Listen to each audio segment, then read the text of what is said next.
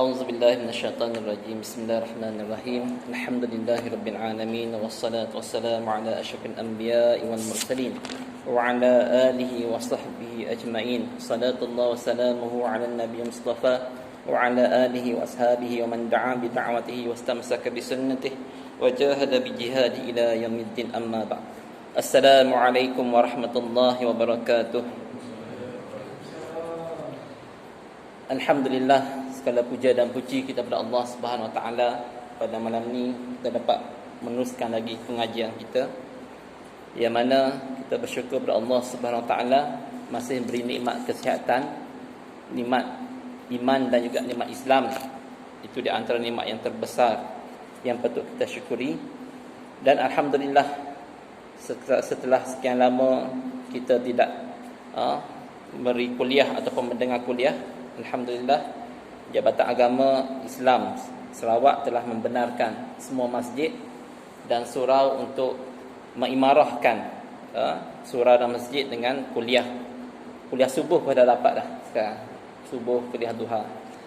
Okey, setelah kita bercuti panjang mendengar kuliah yang bersemuka, walaupun banyak kuliah dalam Facebook, dalam WhatsApp, dalam YouTube yang kita selalu dengar, lazimi untuk menambah ilmu pengetahuan kita. InsyaAllah pada malam ni kita diberi peluang oleh Allah SWT untuk meneruskan pengajian kita, dan kita masih lagi menggunakan kitab Munyatun Musallin ataupun Minyatun Musallin, kitab mengenai nasihat-nasihat, ilmu-ilmu mengenai orang yang solat ataupun sembahyang. Dan sebagaimana kita maklum, kitab ini adalah kitab tua, yang mana kalau saya nak suggest kepada tuan-tuan untuk beli pun susah juga, tambah sakit mata lah dengan tulisan Jawinya yang begitu halus, kecil. Yang keduanya, dia banyak ada beberapa perkataan yang tidak sesuai dengan Jawi sekarang. Jawi lama berbeza dengan Jawi baru. Kalau Jawi baru, eja bumi, bawau, mim, ya, bumi. Kalau Jawi lama, bawau, mim. Jadi, bom. Jadi, bom. Cakap baca lah, kita memang selalu baca, aduh, bom. Sepatutnya bumi. Kita dalam kitab ni tulis tentang bawau, mim. Apa dia bom ni? Sedangkan bumi. Kita hidup di atas muka bom. Muka bom. Mana ada muka bumi. Begitu juga Roma. Bulu Roma. Rawau mim alif, itu ejaan sekarang, Jawi baru. Kalau Jawi lama, rawau mim rum. Hendaklah kita merata seluruh badan air untuk mandi janamah, sehingga akan kena ratakan bulu-bulu rom. Bulu rom. Mana ada bulu rom? Bulu Roma yang zahir. Jadi kena ratakan waktu mandi janabah atau mandi wajib. Jadi itu Jawi yang lama. Dia berbeza dengan Jawi baru. Tapi tidak ada masalah. Kita akan gunakan seringkas mungkin untuk kefahaman, dan kita bukan belajar di pondok satu persatu i'rab, satu kalimah, kalimah bil kalimah, harfin bi harfin, tidak. Kita akan beri hanya kefahaman, kesimpulan sahaja, supaya kita semua maklum. Tak faham tak apa, terus boleh tanya. Tidak ada masalah. Kalau saya boleh jawab, saya jawab. Tak boleh jawab, saya hanya jawab la adri wallahu a'lam. Itu je. Tak tahu. Tak boleh kita nak usaha juga. Benda kita tak tahu, kita nak usaha juga untuk jawab, itu berdosa. Benda yang kita tak tahu, walaupun jawapannya tepat, tapi benda tu kita hanya agak-agak sahaja. Jawapan betul, sama dalam kitab, sama dengan qaul ulama, tapi kita hanya agak-agak, tidak pasti ilmu tu. Apabila ditanya oleh seorang, maka hukumnya berdosa. Sebab apa? Walaupun betul, dia tetap salah dari sudut ilmiahnya, tak boleh. InsyaAllah kita sambung lagi bacaan kitab ni, kitab Munyatun Musallin ataupun Minyatun Musallin. Qala musannif rahimahullah ta'ala wa nafa'ana bi ulumihi wa fi darain insyaallah ta'ala, amin. Ja'alana Allah wa iyyakum minal muhafizin 'ala as-salatil muqimin lahal khashi'in fiha daimin 'alaiha fa bidzalika amara Allah 'ibadahu al-mu'minin fi kitabih wa bihi wasafahum faqala hafizu 'ala salawati was salatil wusta wa qumu lillahil qanitin.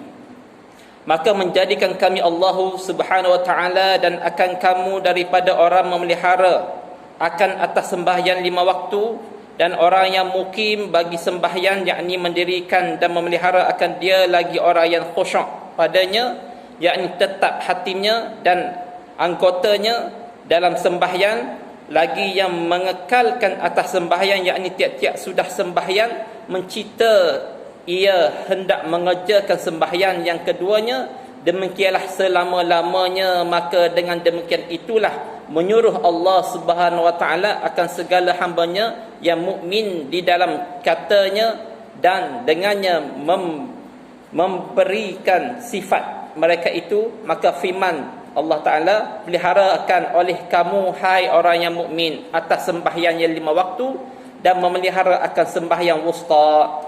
Okey, ini adalah terjemahan daripada statement ataupun qitaah Arab yang dinyata dalam kitab ni. Pertama sekali, penulis ataupun musannif kata, maka menjadikan kami Allah Ta'ala. Kami itu bukannya ramai, kami itu rujuk kepada Allah Ta'ala. Sedangkan kalau bahasa Melayu, kalau kita kata kami ni maksudnya ramailah.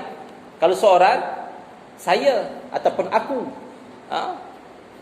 Kami ini merujuk pada Allah Ta'ala, merujuk kepada bukan banyaknya Allah Ta'ala. Allah Esa, Allahu Ahad, Qul huwallahu ahad. Allah itu Esa. Kami itu menunjukkan kepada kekuasaan Allah, kehebatan Allah.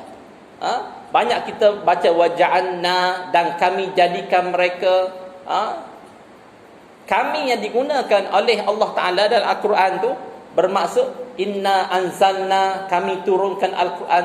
Turun itu, kami itu dimasukkan situ kekuasaan dan kehebatan Allah. Walaupun Allah itu Esa satu, tetapi kuasanya, powernya, kudratnya boleh mengalahkan sejuta-juta, 1 bilion manusia dan juga syaitan ataupun malaikat. Boleh mengalahkan seluruh makhluk. Sebab itu menggunakan kami merujuk pada kekuasaan Allah yang hebat, bukan merujuk pada zat Allah. Dan sebahagian ulama kata, kalau Allah keluarkan kalimah wa anzalna, lau anzalna hadzal Quran, andai kata kami turunkan Al-Quran, kami itu merujuk kepada Allah. Sebahagian ulama kata kami di situ dengan bantuan malaikat. Allah suruh malaikat turunkan Al-Quran, jadi guna kalimah kami. Kalau Allah zat Allah semata-mata, menggunakan kalimah Allah Rabbi. Itu perbahasan ulama dalam kalimah kami. Kenapa dalam Quran Allah guna kami, sedangkan dia tu satu je, Esa, tunggal. Itu perbincangan dia. Maka menjadikan kami, yakni Allah SWT, dan akan kamu tu kita manusia, daripada orang yang memelihara akan atas sembahyang 5 waktu, dan orang yang mukim bagi sembahyang. Allah menjadikan kita ni, doanya supaya kita berdoa sentiasa. Allah Ta'ala jadikan kita orang yang sentiasa melaksanakan solat sembahyang, dipanggil muqimus solah. Muqim tu maksud dia yang tetap melaksanakan solat walaupun apa-apa kondisi pun. Itu maksudnya melaksanakan solat, bukan melakukan solat. Muqim ni iqamatus solah, seperti iqamatud din. Kita buat sembahyang tu dengan penuh tertib, dengan penuh ilmu dan penuh istiqamah. Kalau orang melaksanakan solat tetapi dia bukan mendirikan solat, mendirikan di sini maksudnya dia usaha betul-betul untuk menjaga solat. Di antara cara menjaga solat iaitu belajar cara melakukan solat dengan betul. Itu salah satu ciri orang yang muqimus solah, mendirikan solat. Ada orang solat tapi dalam keadaan tidak ada ilmu, maka orang ini belum lagi digelar sebagai muqimus solah, bukan lagi digelar sebagai orang yang mendirikan solat.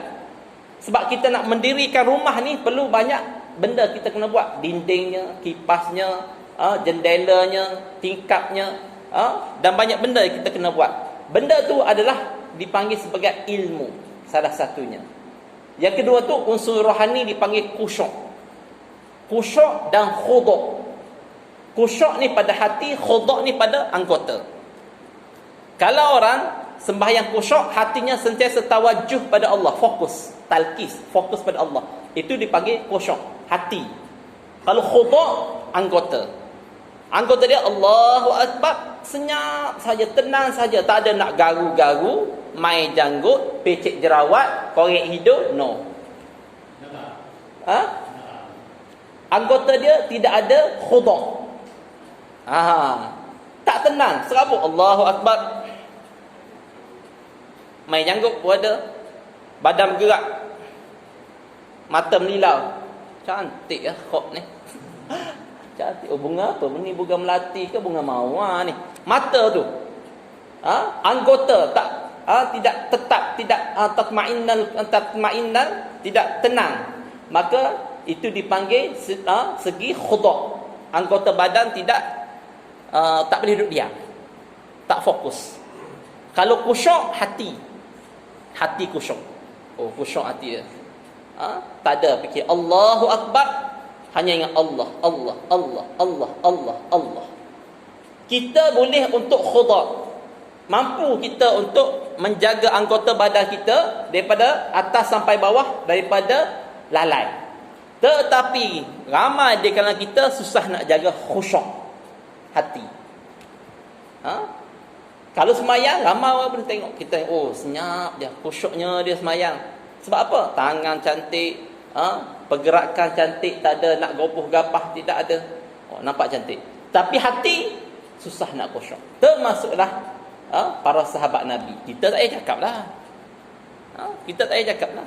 Sahabat-sahabat pun susah nak khusyuk.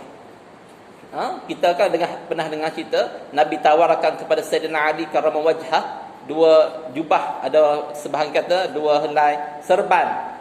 Last sekali anda kata Ali, kamu dapat khusyuk dalam solat daripada takbiratul ihram sampai kepada salam, maka aku akan hadiahkan kepada kamu pakaian, sama ada serban ke ataupun jubah gamis. Maka khusyuklah Ali daripada takbir sampai salam. Nampak macam khusyuk. Tapi last sekali habis salam, Nabi tanya, wahai Ali, macam mana khusyuk tak? Ya Rasulullah, rakaat pertama khusyuk, rakaat kedua hampir-hampir khusyuk. Tapi pada sujud yang terakhir tu aku teringat, kau nak bagi jubah yang mana-mana? Yang mana? Yang merah ke yang warna hijau? Teringat benda tu. Nak kata susah nak khusyuk. Kalau kita ni tak boleh khusyuk, jangan kita putus asa. Kena usaha. Tetapi walaupun begitu, at least kena juga ada khusyuk dan semayang. Kena ada khusyuk juga. Paling kurang. Takkan daripada takbir sampai salam tak ada melilau. Melilau kepala kita, hati kita tak ingat apa-apa. Maka sebahagian ulama tasawuf mengatakan orang sebegini sembahyangnya tidak ada nilai di sisi Allah kalau tidak ada langsung khusyuk. Sebab itulah Imam Syafi'i, mazhab kita mazhab Syafi'i di Nusantara, di Tanah Melayu, walaupun sebahagian yang kata diperlih, kata dia amal mazhab lain pun tak apa, itu hak dia.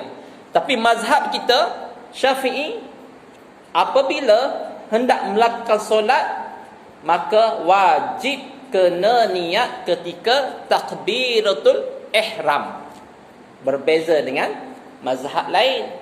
Mazhab lain, dia pergi datang kat pintu tu dalam perjalanan daripada lorong 10 jalan kaki naik motosikal tu, dah niat sahaja ke sembahyang fardu zuhur 4 rakaat mengikut imam Allah Taala. Okey dah.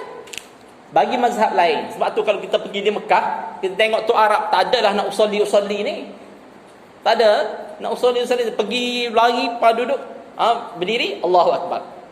Kita pening, bila masa sempat dia niat Dia mazhab Hambali, berbeza dengan Syafi'i. Jadi macam mana? Susahlah ustaz kalau kita jadi Syafi'i. Tak susah. Imam Syafi'i dah tahu dah. Kita ni umat akhir zaman, susah nak khusyuk. Jadi nak juga berkat khusyuk tu dalam sembahyang. Bila? Waktu niat. Waktu niat ada tak kita fikir benda lain? Tak ada. Waktu takbir Allahu Akbar, waktu tu hati kita hanya sibuk nak niat sahaja. Tak fikir dah anak bini ke kereta motor, tak fikir. Sebab apa? Nak niat sahaja aku solat fardu zuhur 4 rakaat mengikut imam atau makmumkan Allah Taala. Adalah 1 second niat khusyuk dalam hati kita. Jadi terimalah solat kita. Tapi takkanlah kita nak memadai dengan niat sahaja kita nak khusyuk. Kena usaha kita biar ada sifat ataupun perasaan khusyuk ketika solat. Tapi waktu solat lah yang paling seronok. Anak kunci hilang, 2 hari 2 malam cari tak jumpa, tapi angkat saya takbir terus datang. Oh, rupanya dalam laci, dalam bilik. Terus ingat. Sebab apa? Sebab dalam semayang datang. Syaitan akan datang. Allahu Akbar. Kita ingat zaman muda-muda dulu. Zaman muda-muda dulu tengok kapek biru. Kapek ni dulu aku pernah pergi rumah gerek aku. Semua ingat. Semua ingat. Yang dulu. Recall balik. Zaman dulu-dulu. Zaman belajar universiti. Allahu Akbar. Dengar Pak Imam baca surah Al-Fatihah. Oh, dulu aku belajar Al-Fatihah dulu dengan seorang pakcik ni. Dia dulu ada anak perempuan cantik. Semua datang kepala. Ketika mana? Ketika solat. Tak percaya? Solat isyak sekejap lagi. Agak khusyuk ke tak? Semua datang. Imbauan, nostalgia, memori indah, semua datang. Semua datang ketika solat. Waktu lain tak ada. Waktu dengar kuliah macam ni, tak ada lah. Jarang-jarang sekali lah nak ingat. Tapi waktu solat, semua kita datang. Dulu, waktu tingkatan 1, pernah belajar silat gayung. Silat harimau. Semua ingat. Ketika bila? Ketika solat. Syaitan akan usaha juga untuk kita lalai dan lara dalam solat. Lara, ghafilun. Wailul lil musallin allazina hum fi salatihim sahun. Sahun. Orang yang lalai dalam solat. Okey, itu di antara teguran yang perlu kita cermati ketika solat. Pertama, kena ada khusyuk, yang kedua kena ada khudu'. Khusyuk ni hati, khudu' ni anggota badan kita. Jangan waktu semayang tangan bergerak, main janggut, pecek hidung, main telinga macam ni, korek telinga.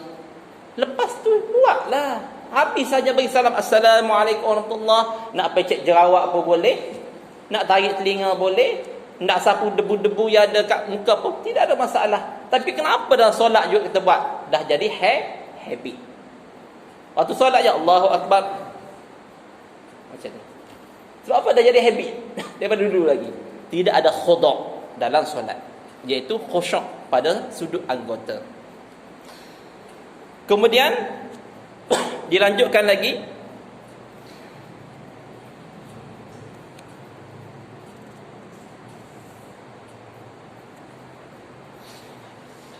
akan dia lagi orang yang khusyuk padanya, yakni tetap hatinya dan anggotanya di dalam sembahyang, lagi yang mengekalkan atas sembahyang, yakni tiap-tiap sudah sembahyang mencita ia hendak mengerjakan sembahyang. Ini di antara ciri-ciri orang beriman dalam melaksanakan solat.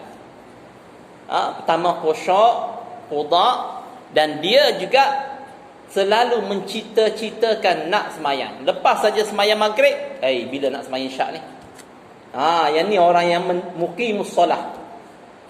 Yang digelar sebagai orang yang melaksana, mendirikan solat. Kalau orang yang munafik, lepas solat Jumaat, tak ada masa dah nak fikir solat asar ke, solat maghrib ke, tak ada masa. Yang penting aku dah lepas dah solat Jumaat. Tu pun sebab malu kat bini. Kalau tak malu kat bini, habis. Tak tambah pak mentua datang rumah. Aduh, kena datang solat. Pak mentua, pak imam. Takkan kita nak duduk kat rumah pakai relax depan TV? Tak dapat lah. Sebab apa? Pak mentua, pak imam. Jadi terpaksalah pergi juga semayang Jumaat. Tapi lepas tu tak apalah, yang penting Jumaat settle. Asar maghrib tak apa, tak masalah. Tak semayang. Maka orang yang beriman itu, hati dia apabila lepas saja semayang, next semayang dia dah teringat, aduh, pukul apa pula asar dan lepas semayang zuhur. Kalau semayang maghrib, pukul apa pula semayang isyak, solat isyak masuk waktu. Dia mencita-citakan nak meneruskan sembahyang. Ini ciri orang yang muqimus solah.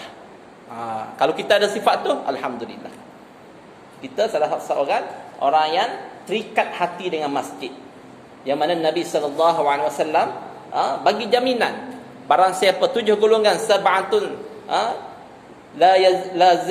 sab'atun fi zillillah, di bawah naungan Allah, fil yaum la zillu illa zill, tidak ada naungan zillun, tidak ada naungan mereka naungan Allah Taala saja di pada mahsyar kelak. Di antaranya yang pertama imamun adil. Yang seterusnya banyaklah syabun syafi'i berarti rabbih. Di antara 7 golongan yang mana dapat naungan arasy Allah ketika di pada mahsyar kelak, waktu tu orang semua kalut. Orang semua sibuk untuk fikir diri sendiri. Matahari sejengkal, kita dah bincang dah sebelum ni, sejengkal dengan kepala. Waktu ni 7 golongan ni duduk keadaan selesa, lebih sejuk daripada kita berada surau sekarang dengan aircon. Bukan 2 HP, mungkin 100 HP house power, air condition ni, sejuknya. Waktu ni semua orang berpeluh sampai perekat dada, sampai pusat, sampai sampai dagu, sampai tenggelam, sibuk dengan berenang dalam peluh masing-masing di pada mahsyar. Tetapi waktu ni 7 golongan ini telah dijanjikan oleh Nabi SAW dalam hadisnya yang sahih, iaitu orang yang mana di antaranya Imamul Adil, Syabun Syafi'i Batul Rabbih, dan juga rajulun qalbuhu mu'allaqun bil masajid. Lelaki yang mana hati dia ni terlekat-lekat, tergantung-gantung di masjid. Duduk balik saja sembahyang maghrib, balik ke rumah sekejap, bila nak masuk isyak ni, tak sabar. Selalu dah datang masjid, seronok datang masjid, seronok datang surau. Maka orang ni hati dia mu'allaqun bil masajid, terlekat-lekat, tergantung-gantung hatinya di masjid. Walaupun dia berada di rumah, berada tempat kerja, walaupun dia on the way pergi situ sini, tapi hati dia sentiasa ingat, kat mana aku nak singgah semayang ni, kat masjid mana ni, masjid Serian ke, masjid mana-mana sahaja, nak singgah semayang. Sebab apa? Hati dia sentiasa nak semayang di masjid ataupun surau. Maka orang ni Nabi SAW bagi jaminan di antara orang yang berada di bawah naungan arasy Allah di hari Yaumul Mahsyar kelak. Untung kalau kita ada sifat sebegitu. Dengan demikian itulah menyuruh Allah SWT akan segala hambanya yang mukmin di dalam katanya dan dengannya memberikan sifat mereka itu. Maka firman Allah Ta'ala, peliharalah akan oleh kamu hai orang yang mukmin atas sembahyang yang 5 waktu dan memelihara sembahyang wusta, dan berdiri kamu bagi Allah Subhanahu Wa Ta'ala, mengerjakan kamu akan taat, maka dikehendaki dengan salawat itu, iaitu sembahyang fardu yang 5 waktu.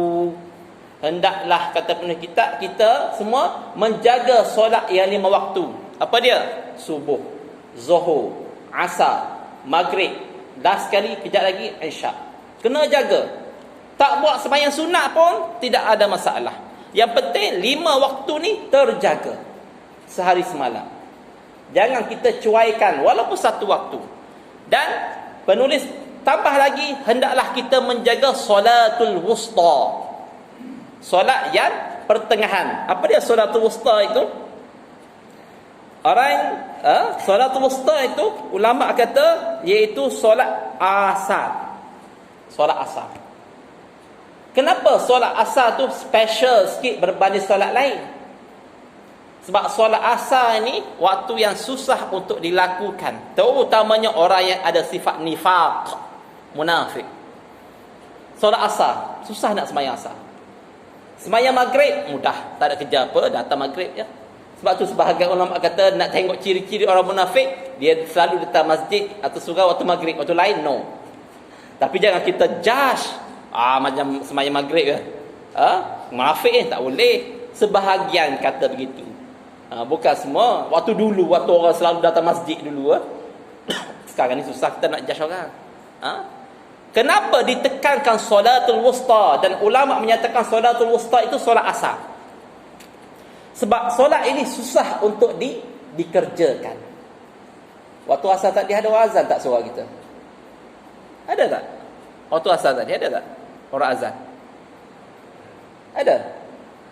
Tak ada.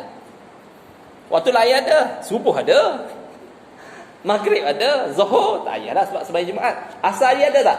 Tak ada. Dan kebanyakan asarnya tidak ada orang datang. Sebab apa? Sebab kita kerja. Kita kerja. Pukul 4 ni kita kerja. Yang office hour pukul 5 baru balik. Pak Ridwan pasal pergi ambil anak. Nak tak nak, waktu ni kita disibukkan. Jadi, tetapi kita solat kat rumah, bukan kita tak solat. Tetapi maksudnya, barang siapa yang dapat istiqamah dengan melaksanakan solatul wusta, yakni solat asar, maka dia adalah orang yang terbaik. Sebab itulah dalam banyak-banyak solat Allah Ta'ala mention satu solat yang bernama solatul wusta, yakni solatul asr, solat asar. Sebab solat ni bahaya, bahaya dan juga special. Sebab bahaya apa? Sebab ramai yang tinggal. Specialnya, siapa yang mengerjakannya dapat syurga. Solat asar, solatul wusta. Sebab waktu asar ini waktu yang terbaik. Begitu juga hari Jumaat tadi. Dalam hadis Nabi yang sahih kata, satu saat yang mana Allah tidak akan sekali-kali tolak doa ini. Allah akan mustajab doa, iaitu doa selepas saja kita solat asar. Ada satu detik, ada satu saat, ada satu masa yang mana Allah Ta'ala tidak ada hijab doanya. Ada satu detik. Bila? Selepas waktu asar hari Jumaat. Bila waktu tu? Allah tak bagi tahu. Macam malam Lailatul Qadar juga. Dia hanya bagi tahu seperti malam Lailatul Qadar, malam ganjil 21, 23, 25, 27, 29. Begitu juga pada hari Jumaat. Allah bagi tahu hanya hari Jumaat. Dan juga selepas solat asar ada satu saat yang mana jika hamba ku sedang bermunajat, sedang berdoa minta ampun, maka tidak ada hijab waktu tu antara aku dengan doa, pasti dimakbulkan oleh Allah. Bila? Selepas waktu asar. Tapi waktu inilah kita sibuk dengan dunia.